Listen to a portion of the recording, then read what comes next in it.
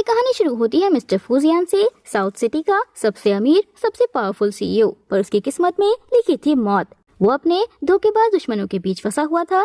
Death ही उसकी आखिरी मंजिल थी। एंट्री होती है हमारी हीरोइन डुओ की। उसने आकर उसकी जान बचा ली, सीधा सीधा सीईओ को कैच कर लिया। डुओ कहती है कि तुमने अभी अभी मेरी कैंडीज खराब कर दी। वो पैसा पैसा करती रहती है। सीईओ ने उसे 3 लाख फेक कर दिए, लेकिन डुओ तो सच्चाई की मूरत थी। ये पैसा बेकार है, हम मिस्टेक है, हम वर्ल्डली चीजें नहीं लेते, पर फिर भी वो सारे पैसे उठा लेती है। अगले पल जहाँ बड़े बड़े लोग सीईओ के सामने झुकते थे, वहाँ डुओ हबी हबी कहते हुए वहाँ पर आ जाती है कि पुलिस को बुलाओ या नहीं, पर मैं सीरियस हूँ। तुम मेरे हस्बैंड हो, हमारी शादी 8 साल की उम्र में फिक्स हुई थी। मेरे पास एविडेंस है, ये देखो मैरिज कॉन्ट्रैक्ट। उसके साथ ही उसने सीईओ को फाइनल वार्निंग दी कि तुम कर्ज हो, तुम 25 साल से ज्यादा नहीं जी पाओगे। मैं ही तुम्हारी गुड लक चार्म हूँ। घर में जलजला। जब फूजियान के दादाजी की तबीयत खराब हुई तो उसके दूसरे रिश्तेदारों ने विल साइन करवाने की कोशिश की, पर डुओ ने अपनी पावर यूज की और ग्रैंडपा को ठीक कर दिया। ये देखकर रिश्तेदार गुस्से से पागल हो गए। जब उन लोगों ने डुओ को बैगर बोला तो सीईओ का प्यार जाग गया कि अगर किसी ने इसे छुआ तो उसको सजा मिलेगी।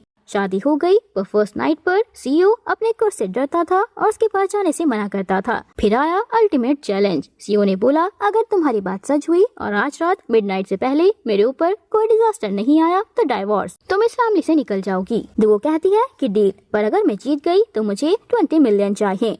घड़ी चल रही थी। जब घड़ी ने 11:55 PM क्रॉस किया, मौत आई। एक इविल स्पिरिट ने फूजियान पर हमला कर दिया। डुओ ने अपनी सारी ताकत लगा दी उसको बचाने के लिए। वो बेहोश हो गई, पर उसने सीईओ को बचा लिया। मॉर्निंग में 20 मिलियन उसके अकाउंट में थे। डुओ ने सीईओ को कर्ज से बचाने के लिए जेड ऑक्शन में हिस्सा लिया। उसने बड़े बड़े एक्सपर्ट्स को नजरअंदाज करके बिल्कुल बेकार स्टोन चूज किए, और वो भी 200 मिलियन में। दुश्मन हंस रहे थे, पर डुओ ने सभी स्टोन को ब्रेक किया और हर स्टोन से निकलता गया टॉप क्वालिटी जेड। उसी वक्त दुश्मनों के खरीदे हुए 200 मिलियन के स्टोन खाली निकले और वो बर्बाद हो गए। लेकिन उसके इम्पल्सिव नेचर और पैसा पैसा करने की आदत की वजह से उसे फंसा दिया। सीईओ ने गुस्से में उस पर स्कैमिंग का इल्जाम लगाया और उसे लॉक करा दिया। जेल में डुओ को पता चला कि फूजियान की स्टेप मदर ही उसके कर्ज और मौत की मास्टरमाइंड थी। विलन ने डुओ को किडनैप कर लिया और सीईओ को धमकी दी कि अपना लाइफ सेविंग जेट उतार दो, नहीं तो तुम्हारी वाइफ गई। सीईओ ने अपना प्यार चूज किया और पेंडेंट उतार दिया। जब मौत सामने आई, डुओ ने फाइनल बाजी खेली।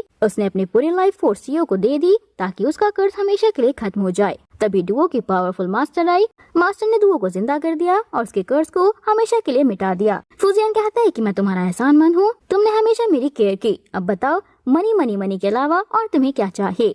फूजियान कहता है कि मैं तुम्हारा हूँ और फ्यूचर में मेरा सारा पैसा भी तुम्हारा ही होगा। और ऐसे the girl with super power ने न सिर्फ सीईओ को बचाया, बल्कि उसके दिल पर भी हमेशा के लिए राज किया।